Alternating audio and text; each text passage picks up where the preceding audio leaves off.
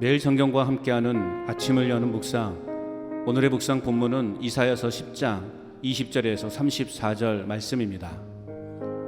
그날에 이스라엘의 남은 자와 야곱 족속의 피난한 자들이 다시는 자기를 친 자를 의지하지 아니하고 이스라엘의 거룩하시니 여호와를 진실하게 의지하리니 남은 자 곧 야곱의 남은 자가 능하신 하나님께로 돌아올 것이라.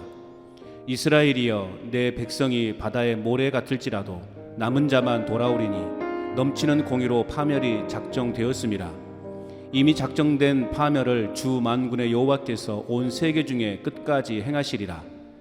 그러므로 주 만군의 여호와께서 이르시되, 시온에 거주하는 내 백성들아, 아수르가 애굽이 한 것처럼 막대기로 너를 때리며 몽둥이를 들어 너를 칠지라도 그를 두려워하지 말라.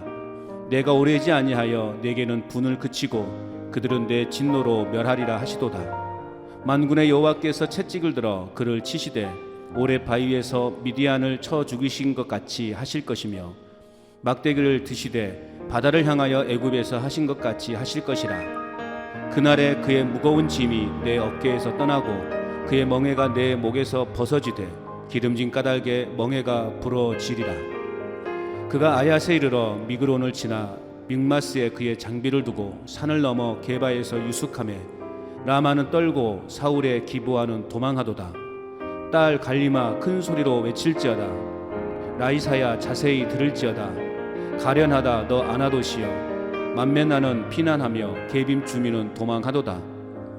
아직 이날에 그가 노베서 쉬고 딸 시온산 곧 예루살렘 산을 향하여 그 손을 흔들리로다. 보라, 주 만군의 여호와께서 혁혁한 위력으로 그 가지를 꺾으시리니 그 장대한 자가 찍힐 것이요 그 높은 자가 낮아질 것이며 새로 그 빽빽한 숲을 베시리니 레바논이 권능 있는 자에게 배임을 당하리라. 아멘. 오늘의 묵상 제목은 역전될 그날을 기다리는 삶입니다. 진노 중에서도 하나님은 당신의 자녀들을 향한 사랑과 은혜를 거두지 않으십니다. 그렇다면 역전될 그날을 기다리는 자세는 어떠해야 합니까? 첫째는 20절에서 23절입니다. 능하신 하나님을 피난처로 삼아야 합니다. 남은 자들이 돌아올 것이다 라는 말은 이사야의 아들 수알 야숲의 이름의 뜻입니다. 하나님은 아수르를 통해 유다에게 큰 고통을 안겨다 주셨지만 궁극적으로 유다를 멸망시키기 위함이 아니었습니다. 그래서 그들 가운데 남은 자들을 남겨두셔서 하나님께로 돌아오게 하시는 은혜를 베푸십니다. 남은 자들이 돌아올 피난처는 능하신 하나님입니다. 유다는 힘있는 나라들을 의존했습니다.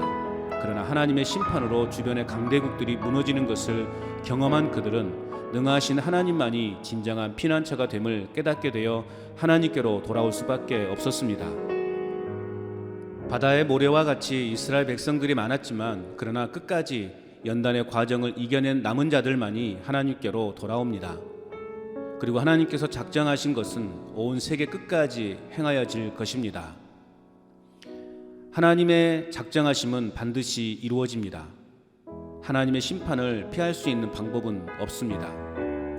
환난 날에 주님을 피난처로 삼아 남은 자들로 하여금 하나님은 당신의 역사를 새롭게 만들어 가십니다.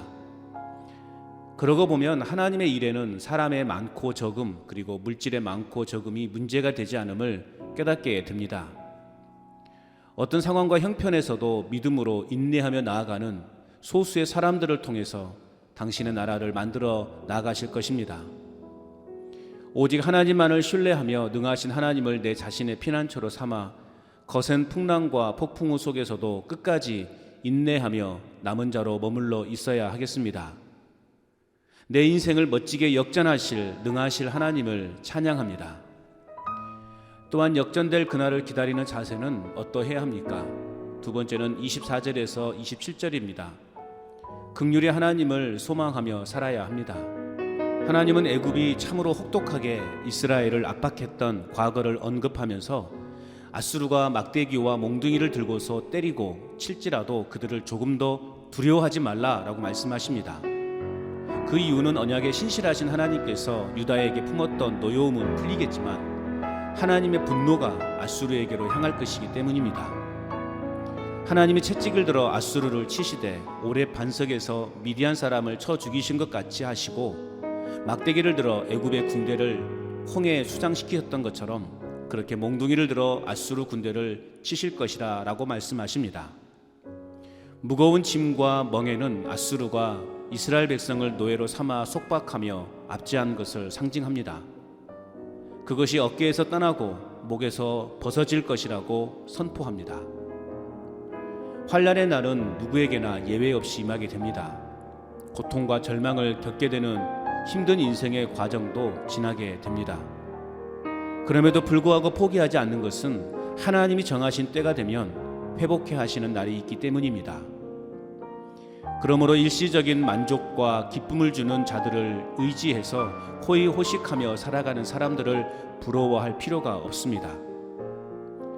이 땅에서 잠시 죄악의 낙을 누리는 것보다 그리스도 안에서 고난받기를 더 좋아하는 삶을 택하는 진짜 그리스도인으로 살아갈 수 있기를 소원합니다.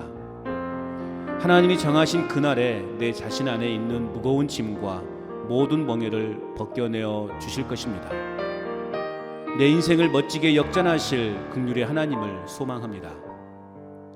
끝으로 역전될 그날을 기다리는 자세는 어떠해야 합니까? 마지막 세 번째는 28절에서 34절 말씀입니다. 승리의 하나님을 신뢰하며 살아야 합니다. 아수르는 북쪽에서부터 점점 예루살렘을 향해 진격해 내려오고 있습니다.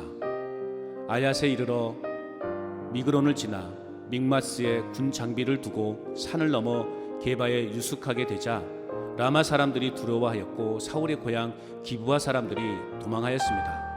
아수르는 공포에 쌓인 유다를 쉽게 정복할 수 있을 것이라고 생각했습니다. 그들은 놉을 예루살렘을 치기 위한 마지막 수경기로 삼았습니다. 아수르 군대는 유다가 감히 저항하고 맞서 싸울 생각도 하지 못할 정도로 그 힘이 막강했습니다. 그러나 능하신 하나님은 그러한 아수르를 한순간에 무너뜨리십니다. 하나님께서 도끼를 가지고 나뭇가지를 치듯 그들을 찍어낼 것입니다. 큰 아수르 군대가 배임을 당하고 귀족들이 땅에 쓰러질 것입니다. 도끼로 레바논의 우람한 나무들을 찍듯이 하나님께서 그들을 찍으실 것입니다. 하나님은 아수르의 힘을 꺾으시고 그들의 교만도 꺾으셔서 순식간에 망하게 하실 것입니다. 내 인생이 풍전등화와도 같은 위기에 빠져 있다 할지라도 결코 절망하지 않아야 합니다. 인생의 위기에서 건지는 하나님의 은혜가 있기 때문입니다. 인생이 잘 나간다고 교만하지 말아야 합니다. 또한 인생이 잘 풀리지 않는다고 해서 낙심하지 말아야 합니다. 공의로우신 하나님께서 우리의 인생을 판단하시기 때문입니다. 하나님의 뜻과 배치되는 사람은 반드시 심판하시겠지만 반대로 끝까지 인내로서 소망 중에 거하는 사람을 구원하십니다. 고난은 연단은 소망을 낳습니다. 또한 하나님이 내 자신의 삶을 지키지 않으시면 언제든지 실패와 낙심만 있게 됩니다. 수고하고 무거운 짐진 나의 삶을 위로의 자리로 초청하시고 궁극적으로 승리의 기쁨을 누리도록 하실 것입니다. 내 인생을 멋지게 역전하실 승리의 하나님을 온전히 신뢰합니다.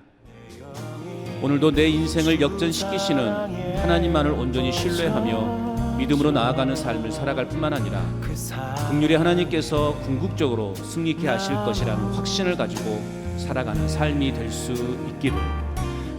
행복의 시작 예수 그리스도 빛이 있으라